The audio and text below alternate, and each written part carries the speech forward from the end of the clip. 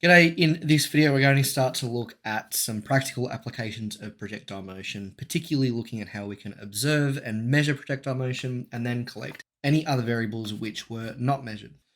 So this is going to allow us to cover syllabus dot point 5.1.3. We're still looking at how models can be used to explain projectile motion, to analyze and make predictions.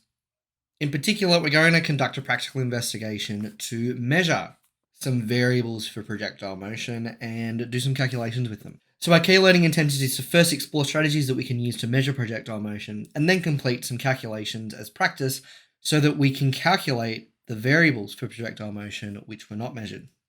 So when reflecting on projectile motion, I want to first consider variables which are easy to measure. The two simplest ones would be horizontal range and time of flight. Horizontal range is quite simple as long as we're able to mark where the projectile was launched and where it landed. All we need to do from there is just simply measure the distance across the ground, and assuming that the projectile has been launched from a flat surface, this will give us our horizontal range.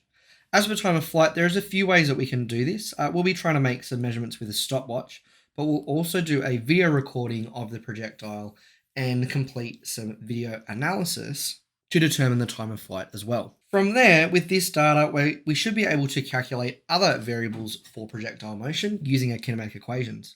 In this video, I'm going to give you a scenario where horizontal range and time of flight has been measured, and then we will calculate these variables from these first measurements. So for our scenario today, we have a catapult launching a ball into the air. It travels and lands 51.3 meters from the catapult and does so in 4.83 seconds. We're being asked to calculate the initial velocity, launch angle, maximum height, and final velocity of the ball.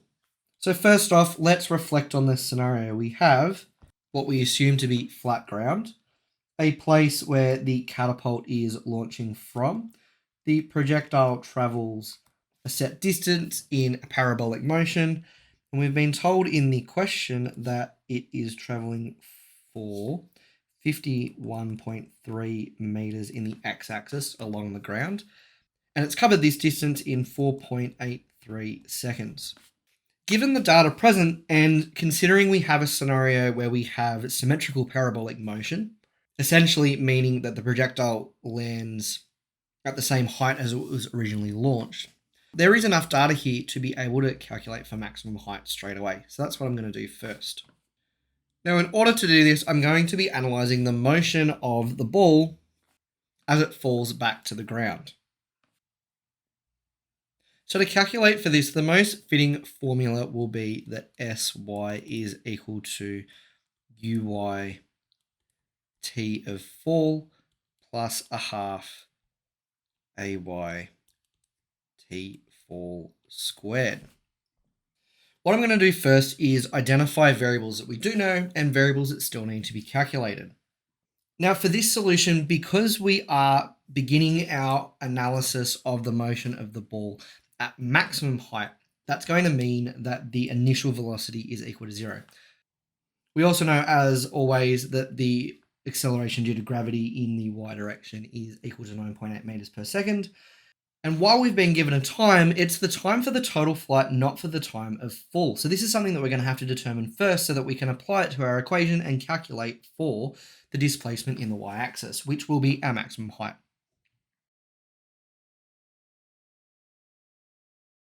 Now, knowing that t-flight is equal to the time of rise plus the time of fall, and considering that our parabola is completely symmetrical, we can assume that the time taken for the ball to rise is going to be exactly equal to the time taken for the ball to fall.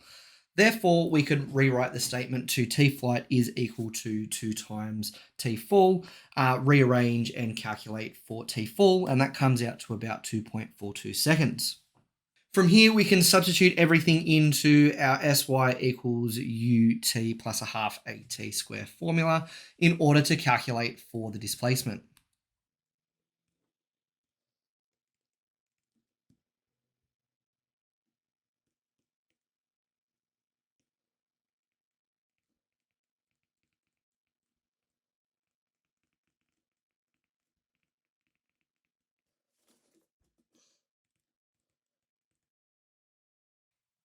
Now, when we substitute in, keep in mind that the ut term does cancel out because u is equal to 0 in this equation, but that also sy is equal to negative 28.7 meters. This is because we're showing a displacement from maximum height to the ground. Because displacement is a vector value, because we are moving down, we are getting a negative value here. However, we can just flip the polarity and round to two significant figures to get our final answer at the end, which is that the maximum height is 29 meters.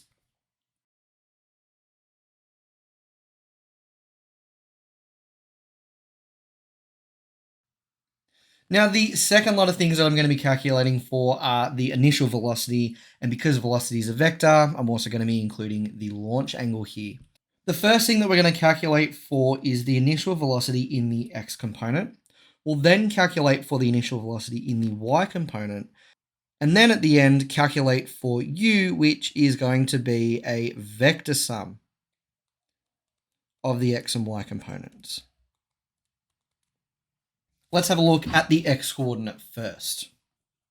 Some data that we already have that will be helpful to us is that Sx, which is the displacement in the x coordinate, is equal to 51.3 meters. We also know that the time of flight is 4.83 seconds. And we can also assume that Ax is going to be equal to 0. And of course, we are trying to find Ux, which is currently unknown. Now, the most suitable formula given those variables is the S equals ut plus a half at square formula. And even more conveniently, we can cancel out the second term on the right-hand side because, as always, Ax is equal to 0. Therefore, we can rearrange and solve for Ux.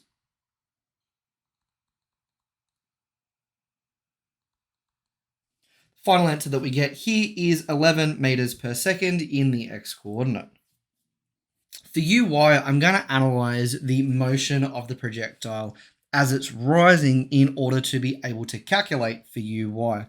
So some data that we have that is relevant at this point is sy, which is our maximum height, time of rise, which is 2.42 seconds, ay, which is g, which is negative 9.8 meters per second square, and finally uy, which we are trying to solve for. Again, given the variables, the s equals ut plus a half at square formula is going to fit quite nicely here. We will have to rearrange, then substitute.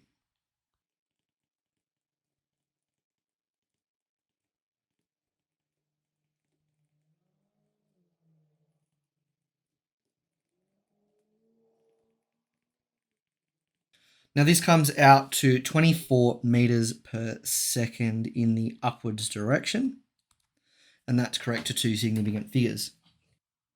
Now, in order to find the initial velocity's magnitude and its launch angle, we're going to need to do a vector sum of the x and y initial velocity.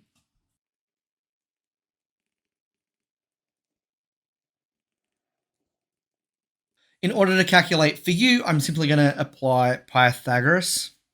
In order to calculate for the magnitude of u, I'm simply going to employ Pythagoras' theorem.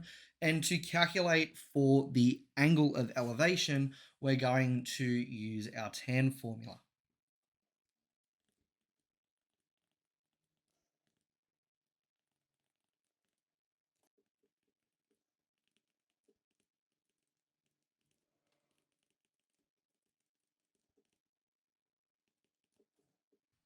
And there you go. With some simple trigonometric techniques, we find that the initial velocity of the projectile was 26 meters per second at 66 degrees above horizontal.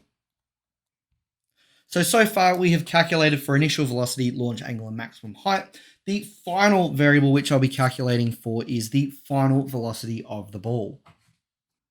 Again, we'll need to determine the final velocity on the x-axis and y-axis, and then complete a vector sum to be able to determine the magnitude and angle of the final velocity vector. Now the calculation for Vx is quite simple. We can use the V equals U plus AT formula. However, because AX is equal to 0, and that is an assumption, immediately that cancels out our A term, leaving us with Vx being equal to Ux. Now, if that's the case, we already know the value of Ux, which was calculated in the previous question and was found to be 11 meters per second. Now, the calculation for the y-axis is slightly more involved, but still quite straightforward. We're going to be using, again, the same formula. And here you'll notice that I'm analyzing the time of fall. Reason being, we already know the values of uy when the ball is at maximum height, ay and t of fall. Given these values, we can eliminate the uy term, meaning that vy is simply going to be gt. This gives us a value of negative 24 meters per second. Now, because the value of Vy is negative, this means that the velocity is going in a downwards direction. We would expect this because at the final part of the projectile's trajectory, it is already moving on a path down and has been doing so since it reached its maximum height. Our solution for the final velocity vector is going to be quite similar to the solution for an initial velocity vector. Again, we're going to do a vector sum of Vx and Vy, then apply a Pythagoras and the tan theta formula to calculate for the magnitude and the angle respectively.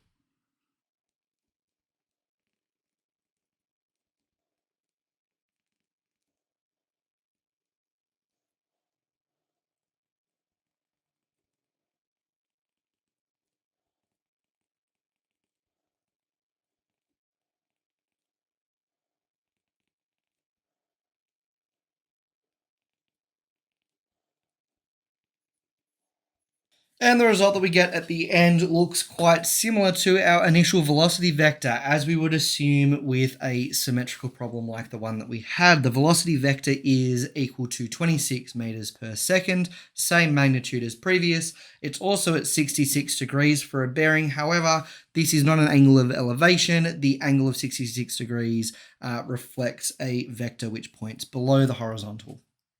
Thank you very much, everyone. In the next video, we're going to be moving on to our next inquiry question on circular motion. We're going to be looking at calculating velocity in a circular direction, centripetal acceleration, and centripetal force.